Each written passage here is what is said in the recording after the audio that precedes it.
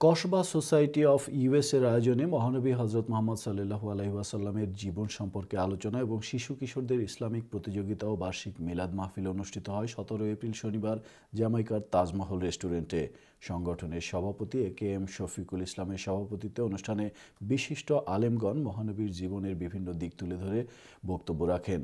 তারা মুসলমানদেরকে তা অনুসরণ করার আহ্বান জানান।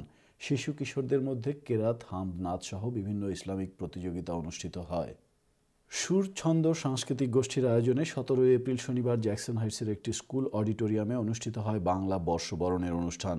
সংগঠনের শিক্ষার্থীদের পরিবেশনায় বাংলার সঙ্গীত এবং নৃত্য প্রাণ ভরে উপভোগ করেন বাংলাদেশিদের পাশাপাশি বিপুল সংখ্যক বিদেশি দর্শক।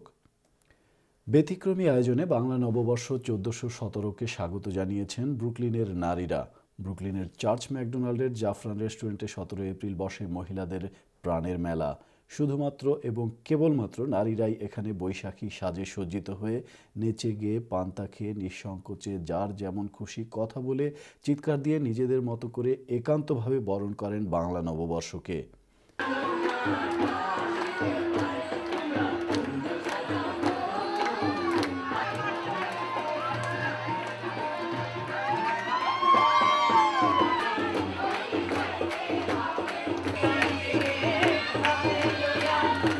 জাফরান রেস্টুরেন্ট এবং প্রিয়া ফ্যাশনের স্বত্বাধিকারী মাকসুদা খানম এবং রুমার সৌজন্যে ব্রুকলিন, কুইন্স, ব্রঙ্কস সহ বাইরে থেকে অনেক মহিলা আসেন এই অনুষ্ঠানে।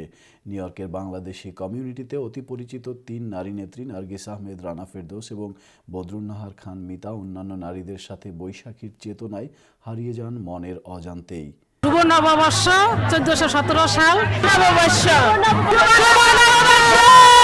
সুন্দর প্রোগ্রাম করার জন্য মাকসুদা ভাবি এবং রুমা ভাবিকে ধন্যবাদ।